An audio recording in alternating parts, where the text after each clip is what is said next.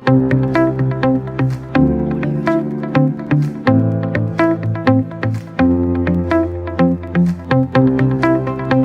Bible is the only true source of knowledge and doctrine and practice for Christianity. Other people believe other things, but for us, and I'm sure you are here because you are an evangelical, we believe that the Word of God is the final authority in matters of doctrine, practice, Christian life, and that is our belief without apologies. Praise the Lord. Research shows that over 90% of evangelicals know that the Word of God is good. They also know that the Word of God should be read. Let me confirm that statistics. How many of you here this morning believe that they ought to read the Word of God? They ought to read the Word of God. How many of you sincerely know that I ought to be reading the Word of God? Either you heard it from your pastor, I don't know where you got it, but in your heart, at the core of your heart, is a conviction that the Word of God is true, I ought to be reading it. Let me see with the show of heart. That statistics is correct, isn't it? Let me see it the other way around. How many of you are not sure that you're supposed to read the Word of God? Nail. One person? Actually, in this room, it's nail. Everybody, 99% of believers know that they ought to read the Word of God. And that is good, praise the Lord. That's a good start. Yes, it is just like our families in Kenya. Most families in Kenya know that they ought to take their children to school, isn't it? Even when they have no school fees, they know they ought to do the best they can, and you can actually be arrested according to a law that is passed in Kenya. If a child is not going to school, you can be arrested and charged for negligence.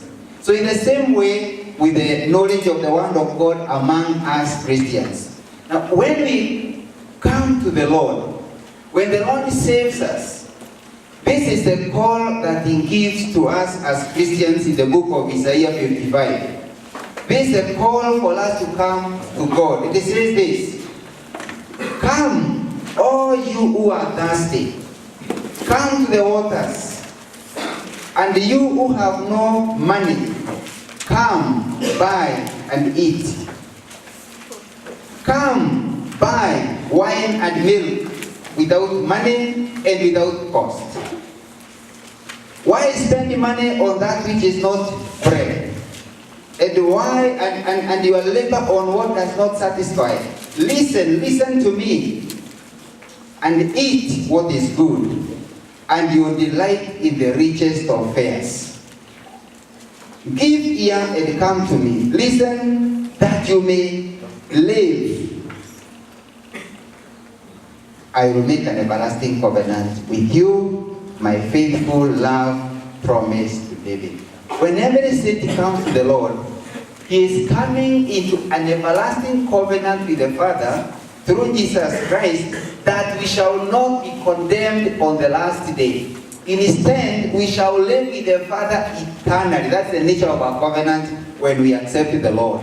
And I'm praying that each one of you who is here this morning will enter into that covenant with the Father. Come. In fact, Jesus himself told the people, "Come unto me, you who are weary and thirsty, and I will give you rest." When you are not born again, you carry a lot of loads and the burdens of the world. Inherited from your culture, inherited from all the sources of, among all things, inherited from Satan, because we are born in sin. And on top of the problems that we carry because we do not know the one who can relieve us the burdens of life, we have the threat that our lives will forever end in hell because we have forsaken the Lord. And therefore, Jesus came to invite us in order to come to the Lord and be relieved of our burdens and enjoy walking with the Lord, and let our sins be washed by His blood, so that we can come home. You know the story of the prodigal son, coming back home. So when we come to the Lord, that's why we are here. We are making our journey to come back home. And some of us have come home. We want to invite this morning everybody who has not entered into a personal covenant with the Lord to be given eternal life through Christ. We are asking you this morning, please don't be too late. Don't waste time. God has opened an invitation to us to come and enjoy living eternally with Him, and it starts here. Because eternal life is knowing Jesus, and that is what He has invited us. But then, why are we coming to the Lord? Yes, our sins are forgiven. One of the major aspects of coming to the Lord, it is to eat and be satisfied. The Bible is calling it the richest of fares. So when you get born again, you come into the family of God so that you can enjoy the abundance of the kingdom of God. While those people who preach prosperity preach about having all material possessions from the Heavenly Father, there is something much better than material possessions. It is coming to dine with the Father, coming home to enjoy the fellowship with the Lord. And this fellowship starts by coming to drink enough. Come, the Bible says, come those who are thirsty, come to the waters. Come even if you have no money. There is nobody charging you the word of God. Then the question is, instead of coming to drink wine and milk and eat enough, why spend money on what is not bread and your labor on what does not satisfy? Listen to me and eat what is good. The Lord is lamenting. Why waste time? Why waste money on that which does not satisfy? God knows that whichever way we are eating, but some of us are starving, others are eating what is right. So the Bible is asking us, why spend money on that which is not bread? So this call of the Lord is to come to enjoy Him. So He says, listen to me and eat what is good. Listen, meaning God is calling us to Him that He may keep speaking to us. He may feed our hearts with His own word. So the food God is inviting us to is to eat His word, because He is the bread of life. This morning we will be taking the bread here to signify that we know that Christ is the bread of life. Praise the Lord for that. Amen. So we have been called to come and feed on the bread of life, and this is the word of God. Jesus Himself said this, Lord Satan, let me tell you, sir, man cannot live on bread alone, but by every word that comes from the mouth of the Father. So God has invited His children to a feast, that you may enjoy listening to the Father as the biggest thing that can ever happen to a person. I've told you that I'm a father of 2 sons. Now we live alone at home because they are gone. And when they come, we long to hear them at home. Not, they just sit. And they come sit down as children, and we just hear. We just talk. Because in a family that loves each other, what's the best thing to do? Is it to eat chapati? No, chapati is secondary, isn't it? Is it to eat chicken? No, chicken is secondary. It is just to talk and enjoy the oneness in the family. We get news from each other. This is what is happening to my place of work. This is what is happening to my studies. I am progressing. I got an D here. I got an A. I am having this trouble. I am having, I'm seeing this girl. I am thinking of attending that conference. I mean, life is normal. You just talk about normal life. We also share with them our challenges as parents and what we are going through. Life in the family is not the food. It is the oneness, the fellowship, and that is what we eat most times, just talking. Because my family is founded on the principle of friendship, we long to keep on talking with one another. What's happening now? In fact, we have a family WhatsApp group. And it has got only 4 members.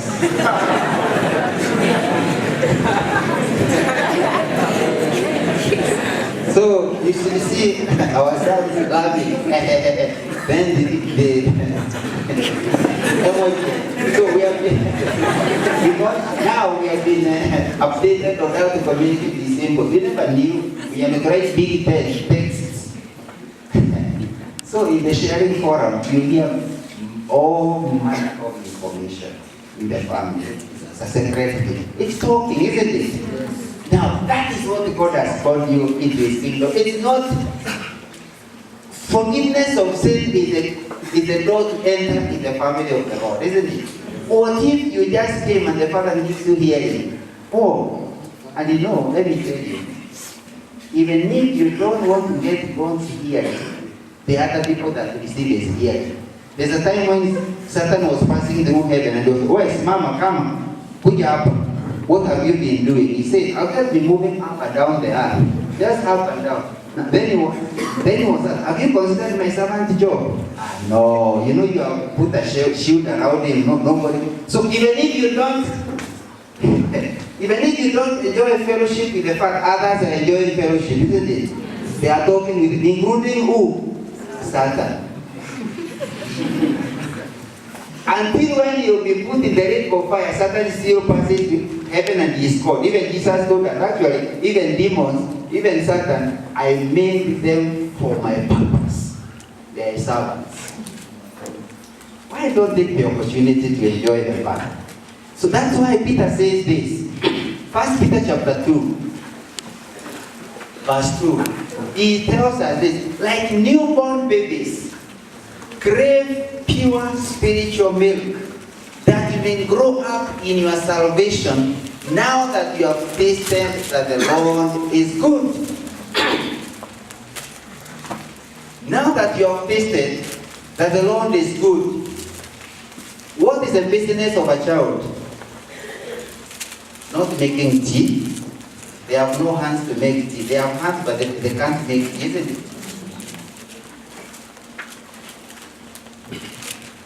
The number one business of somebody who has come to know the Lord, now that you have tasted that the Lord is good, is to do what? Crave. Pure spiritual. If a baby is born and they don't crave milk, or they don't even cry the first time, because I hear they are slapped. Amuka wewe umetoka bali sana. Alafu anamiminwa namna hii na pande nyingine. But if they don't cry, that is one sign that something is wrong with the baby, isn't it? And if the baby is not crying for milk, because I hear that the only senses that work for a child is only the mouth. Only the mouth makes sense. Anything else they don't hear, they don't, even the touch, they will have to grow slowly. Only the mouth knows business. It is the same with the kingdom of God. When you come to God's kingdom, the number one business is not even worship, no. It is not even evangelism, no. It is craving pure spiritual milk. Why? That you might do what? Grow up in your salvation. Because if you don't grow up, your worship may be null and void. You could be insulting God when you're thinking that you're worshiping Him. You are not a good representative of a person you don't know. So our number one business in the kingdom is to crave pure spiritual milk. If you have received what we can call normal spiritual birth. So I want to ask you this morning, what is your level of craving of spiritual milk? That's a personal question. Would you say, okay, mine is a bit 30%. Mine is 50. Mine is 100. I will expect all of you, if you are truly born again, to be like a normal baby, craving 100% for pure spiritual milk. But now, the anniversary of the Christian life, that is the enemy, has also ensured that babies don't crave pure spiritual milk. They are made to be sick.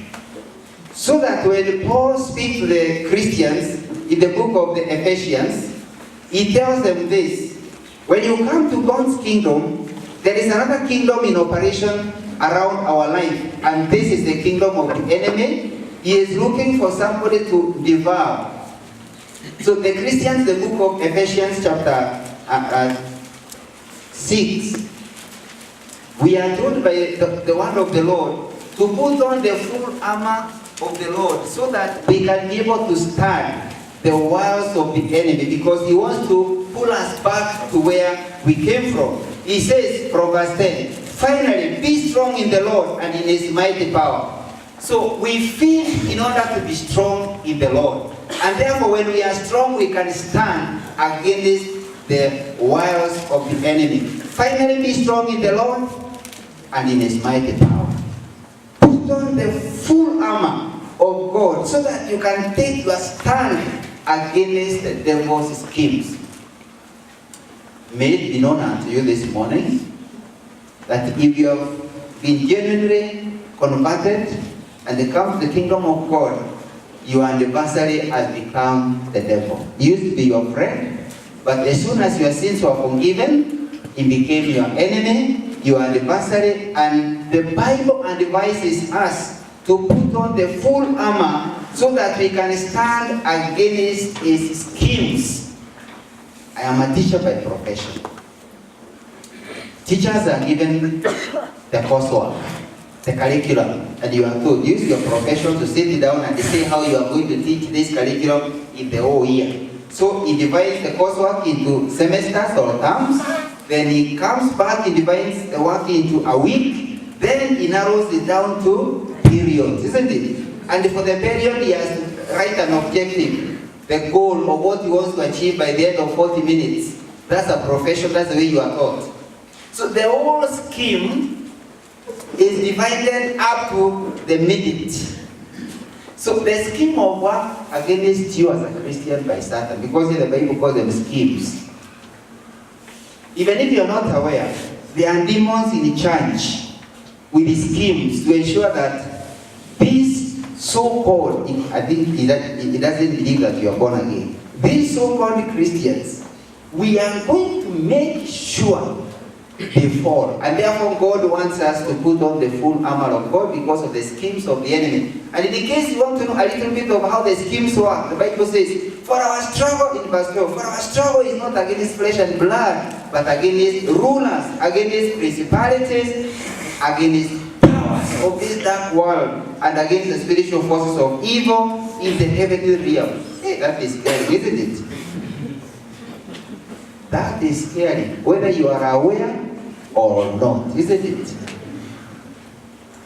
Now, whether you are aware or not, we have a military in Kenya that ensures that Uganda, Rwanda, from our brother, their president don't become crazy and want to overrun Kenya. So whether you know it or not, our military guards us, and the head of our military is the president, whether you are aware of it or not. That's why we can afford it to be peaceful. Every country is peaceful because the boundaries are protected by the armed forces. In the kingdom of the enemy, whether you are aware or not, there are armed forces on battle against you, and they are being called big names because of the structure of the arrangement of the forces to ensure that Christians don't stand. When you get down all the way after you have been told to put on the armor, you come to verse 17, it says, and they take the helmet of salvation and the sword of the Spirit, which is the word of God. You take up what? The sword of the Spirit, which is what? The word of God. Put on your armor so that you can stand your ground. All these other defenses God has given us is to ensure that the arrows of the enemy don't reach us. The helmet of salvation, the shield of faith, the shoes fitted with the readiness to take the gospel out. All these things, the breastplate, they are to ensure that the arrows don't reach us. But now, you can never fight any battle by defending alone, isn't it? Because even defense takes energy. You are supposed to launch out and fight. And the only weapon we have been given to fight against the enemy is what? The sword of the Spirit, which is the word of God. Why on earth? People with such an arrangement of forces, up there, rulers, authorities, powers, spiritual forces of it, why did they sit down as Christians take up the sword of the Spirit? They will vow and they say, never, it will not happen. And therefore, that is why, although we have said the evangelicals, all of them know they ought to read the word of God, the forces of the devil against the evangelicals ensure that, statistically, only about 20% are able to read God's word every day. That's quite a high level of success, isn't it? Clap the hands for Satan. Whether you like it or not, he has won, isn't it? He has won against many of us. You ought to be feeding every day. And he has ensured that you are tired. You are not able to do what you are supposed to do. That is a man who has learned his war. And he has won it against many of us. Whether we clap for him or the good thing is, he does not work with your approval, isn't it? He doesn't look to be approved by you because he has knocked you down. When somebody has won battle, even in wrestling, what you do is that when you knock down your partner, you don't sit on them. Since he's already lying down, so you just stand and you say like this, yay, we are the winners.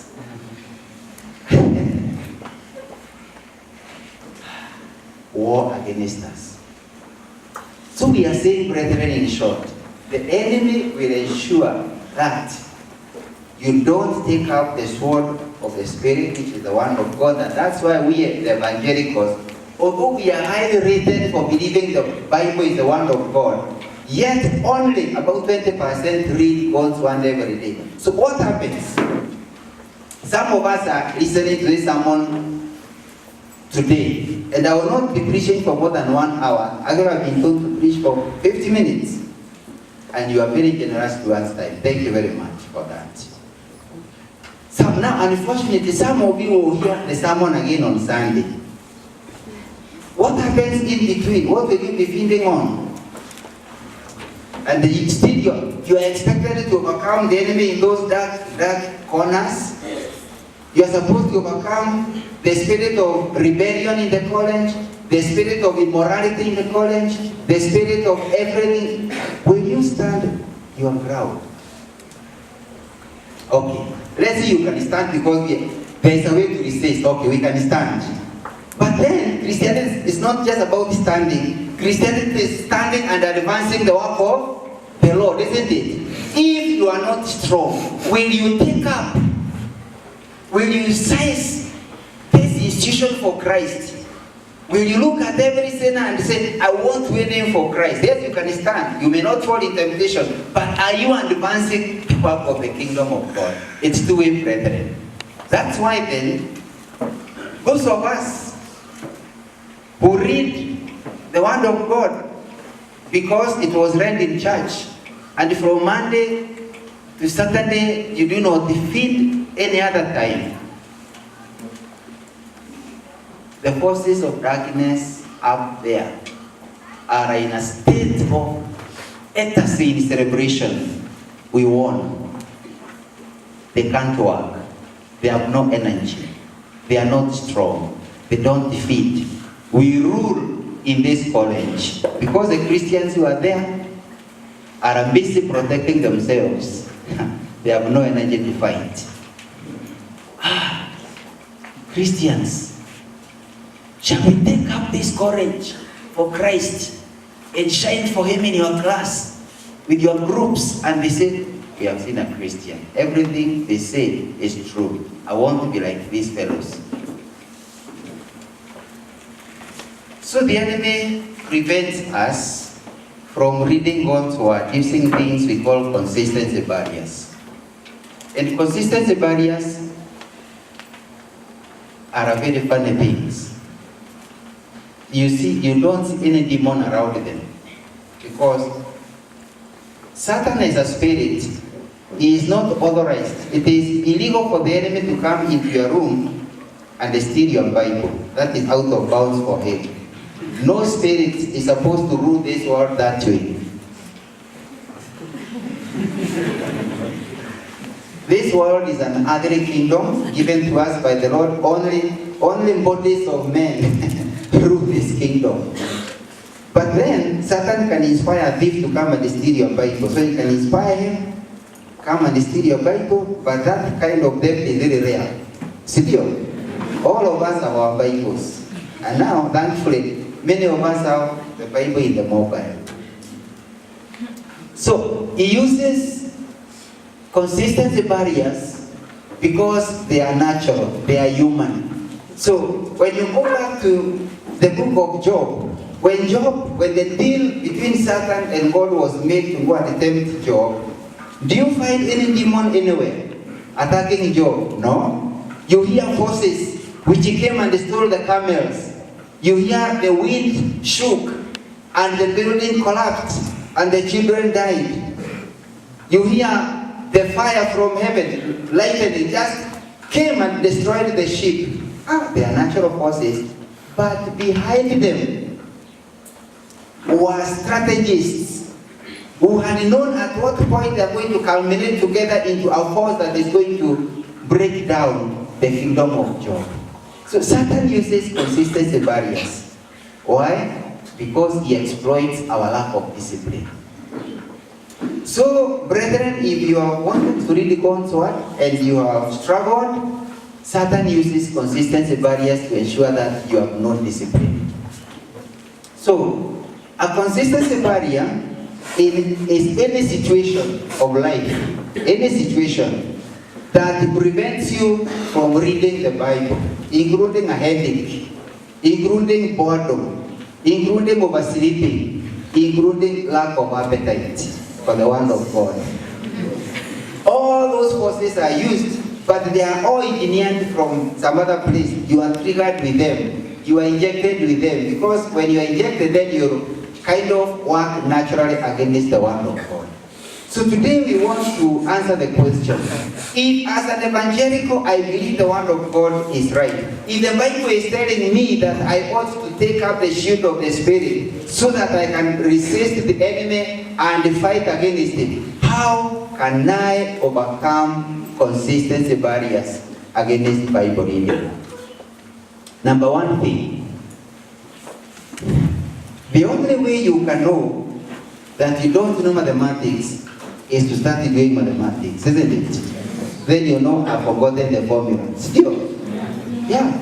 The only way, brother, you know whether you can run marathon or not is not being there seated. No, we can't know. Just get on the field. If after running 3 rounds around the field here, I can do something here. I didn't know that I had the potential. Then the following day you go again and you run, and then you increase one more lap. Here, I didn't know that I can run. Then another time, if you do that every day, I want to tell you we shall discover the champion in you. But you can't know that you run by sitting down and imagining.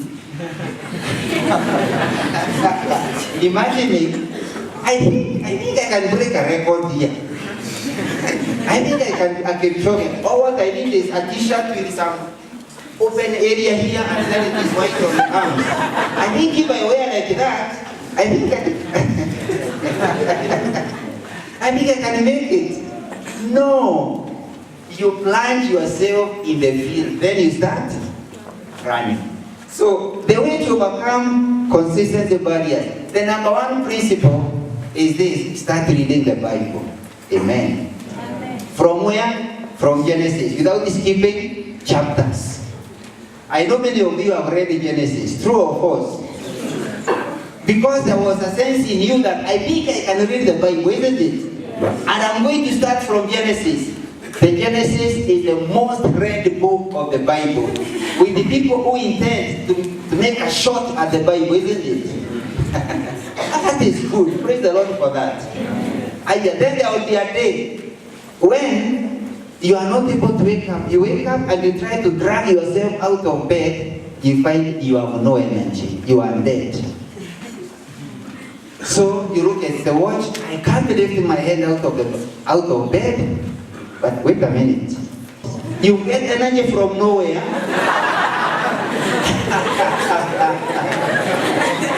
I think the devil is just too bright, too brilliant.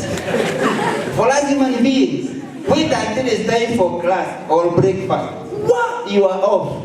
The person who was lazy, you should see him in the bathroom, washing so fast, dressing up so. I mean, where is the energy from? So one of the barriers you discover is lack of energy to wake up.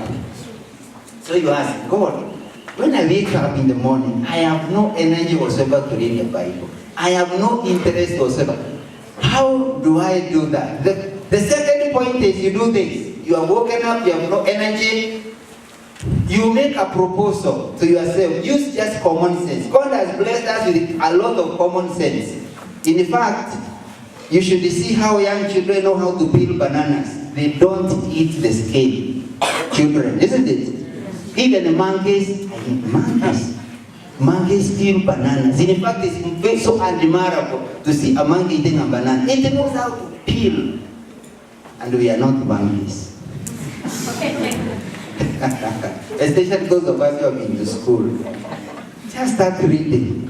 So you propose, God, I know I have no energy, but I know I have energy to read at least one chapter, isn't it? Because when I go to class, I'll be reading many chapters. So you propose a solution to your problem. Use your common sense, because even other animals use what? Common sense. In fact, in the book of Proverbs, the Bible says, you lazy people, what you do? Just go to the ant. See how it works without a leader. And learn from it that you are not an ant, you are human beings. And start learning from it. So God gives us an invitation to learn from animals.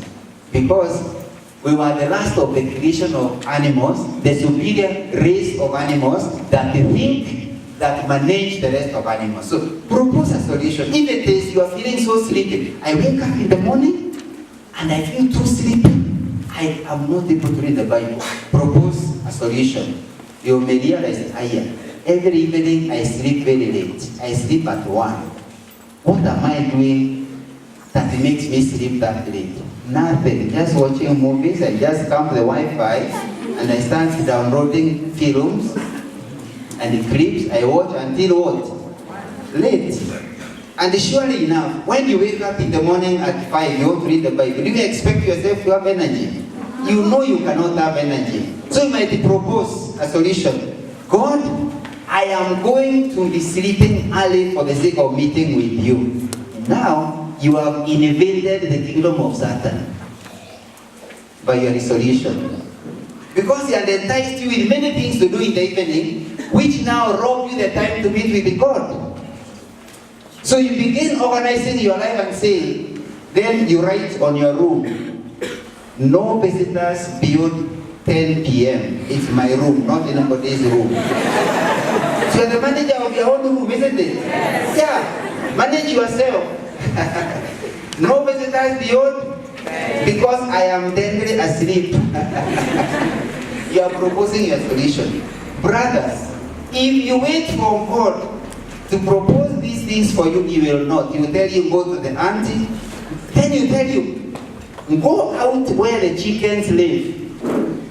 And see, even if you open the door, they don't come out until they see that light has come. The chickens, even if the door is open, the chickens wait until the right time that they come out. True or false? True. If the chickens know when to get out of their pen, the right time, why should you be left asleep? Instead of reading the word of God, having time, I mean, should chickens be better than us?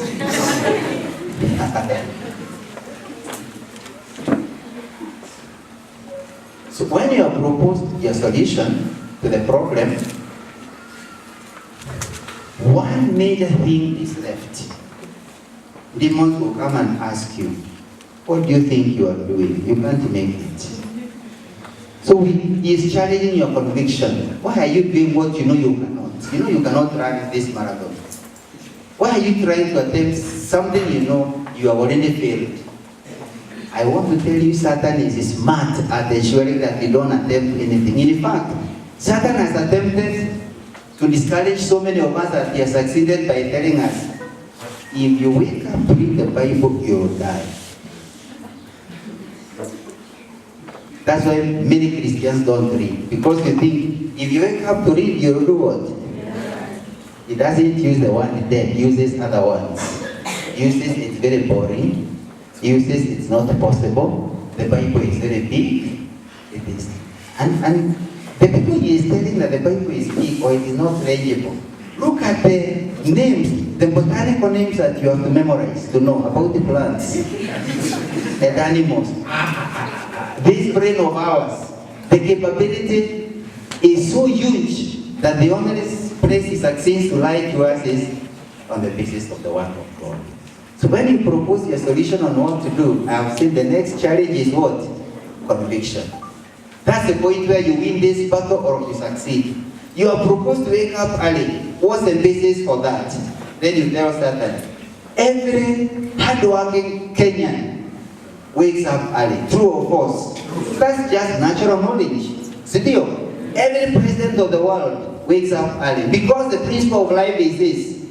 Every person who moves the world forward, they always wake up earlier than others. True or false? Yeah.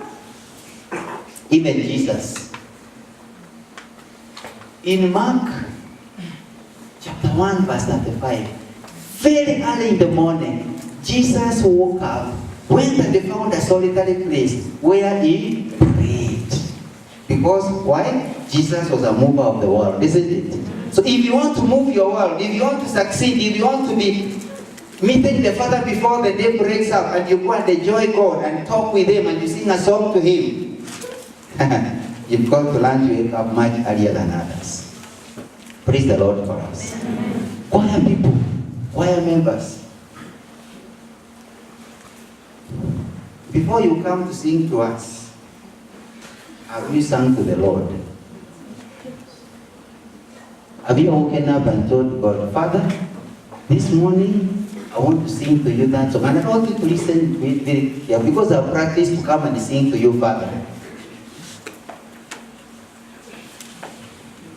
Now, if you reach there, you are talking with your Father, isn't it? So, your convictions on why you are trying to overcome your challenges will be challenged by the enemy. And that is where you go to the Word of God to look for the truth upon where you are going to anchor your convictions. For example, in Psalm 132, when we wake, because feeling sleepy is a very common temptation for all of us, and that robs us a time to read for reading the Bible in the morning. You'll find David said this from verse 1. Lord, remember David and all his self-denial. He swore an oath to the Lord. He made a vow to the mighty one of Jacob. Now, I like this scripture because it's natural for David. We are told he swore an oath. Can you imagine a covenant with the Lord? He made a vow to the mighty one of Jacob. Look at the covenant. Very funny covenant. I will not enter my house or go to my bed. I will not allow sleep to my eyes or slumber to my eyelids till I find a place for the Lord, the dwelling for the mighty one of Jacob. That was a covenant. Simple, isn't it? So, your walk with God ought to be punctuated with the personal covenant with the Father. God, I have discovered that I ought to read your word. But my major challenge is what? Sleep. Sasa unaingia hapa kwa neno la Bwana, unakutana na mtumishi wake anayeitwa Daudi. And he said, God, I will not enter my house. I will not go to my bed. I will not allow sleep to my eyes. No slumber to my eyelids. till I find a place for the Lord. When you love God, how do you love God? This is a very great love for the Lord, isn't it? So, you propose a solution, isn't it? The next challenge you will be challenged on what basis have you made that? You will fail. Then you come and tell the Lord, I have discovered somebody did what I am intending to do. Lord, if you gave David power to overcome sleep, I am praying that you give me the same grace to behave like your servant David. Praise the Lord. And then you pray and ask, appeal to God on the basis of what is written in the scripture. The more you keep on praying that prayer to the Lord, the more He convicts your heart. He will convict your heart to a point where when your alarm sounds, you hear like Father has called you because of the covenant you have with Him. I love that, isn't it? Imagine your time for Bible reading comes, your alarm sounds, you don't hear the sound, you are hearing what? The voice of the Lord saying, son, come, my time has come. I want to meet with you. There's a man called Peter. Jesus and he told them, Peter, the Bible has written, or it's written in the scripture that I will strike the shepherd and the sheep will be scattered. Peter said no. He said, even if all the other people run away, I will not run away. And Jesus was at a loss to convince him at what point he will know when the one has been fulfilled. He told Peter, sawa. By the time the cock closed, the second time, you will have denied me 3 times. So Peter, looks like you are one of them. No way, you don't know me well. And at the third time of denying Christ, the cock crowed. The cock crowed, isn't it? Now that's a natural thing, but it is signaled a spiritual event.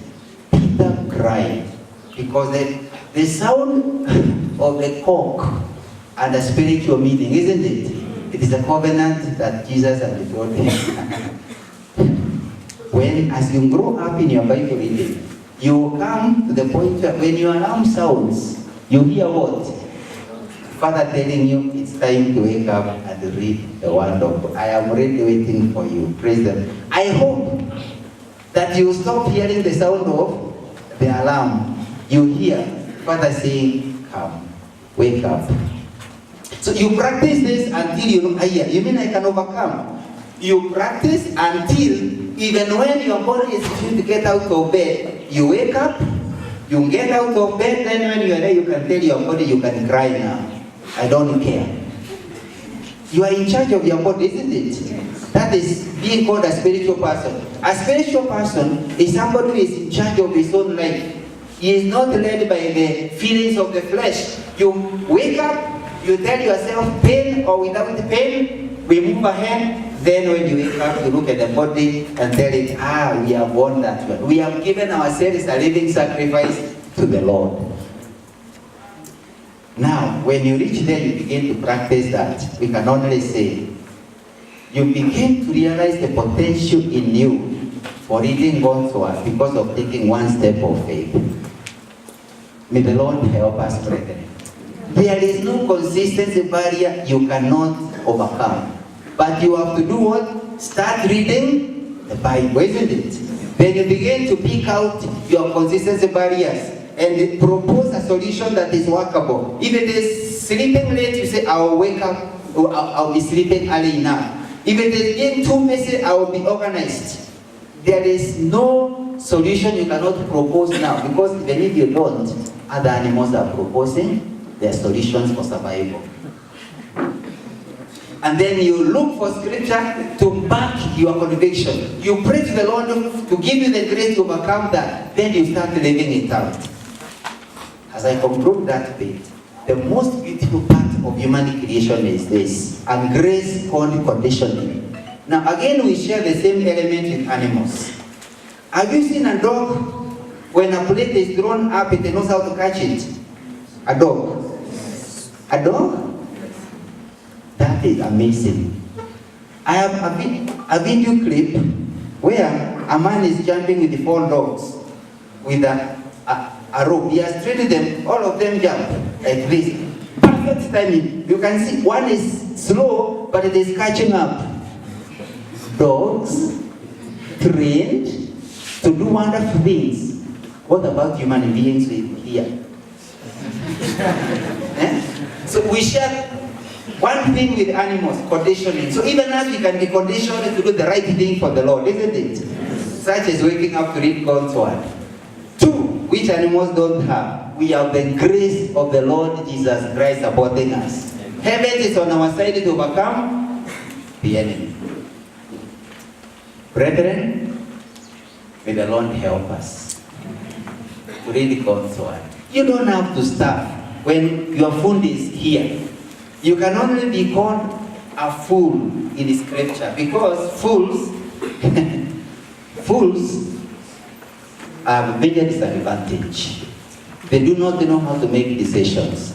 They do not know how to make sacrifices. They do not know what is the right thing to do. We do not want to be banded together with the fools in the scripture. We know we ought to be reading God's word. We need to put sacrifice in it. But the good thing is that when we get conditioned to doing the right thing, we can do it with ease because we have trained ourselves to do the right thing. Now you are making a career for yourself.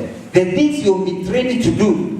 When you go in the job market and we see you performing what you have been training yourself all the years to do, we say, wow, that man is doing that thing so excellently. How did he learn that? 7 years of being in school and expertise.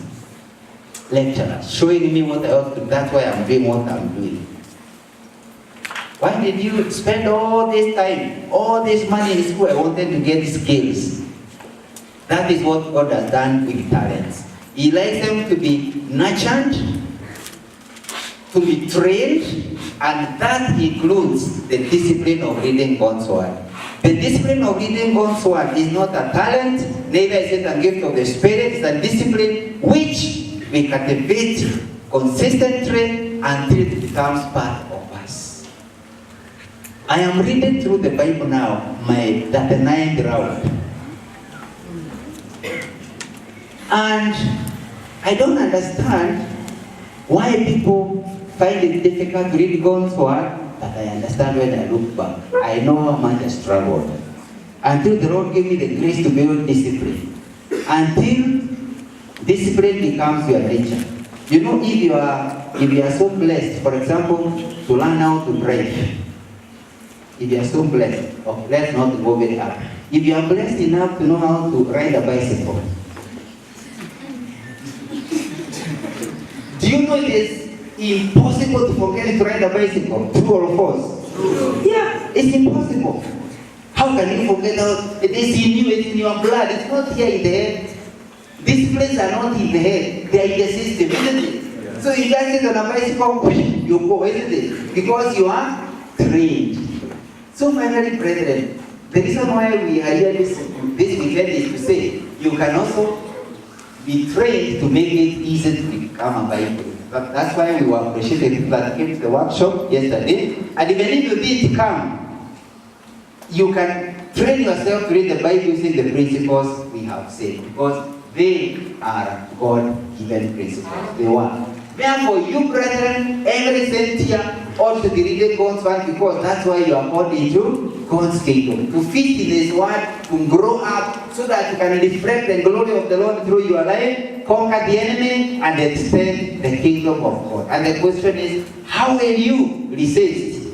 If you are resisting enough, how will you advance the kingdom of God with no weapons? May the Lord help us. Shall we pray? Our Father, we thank you so much for lifting our hearts to know that it is possible to overcome our consistency barriers in reading your word. You have given us the nature to make choices and to beat our bodies and to train ourselves and to condition our bodies to accept to do the right thing. I thank you because of this opportunity to share this truth, because I know each of these brethren who are here wishes and desires to read your word. I pray that they shall overcome as they take their stand against the work of the enemy. Cause us to feel enough, Lord, to grow in order to advance your kingdom and to take this college and our families for Christ, because that is possible. Thank you, Father, for hearing us. For we pray this in Jesus' name. Amen.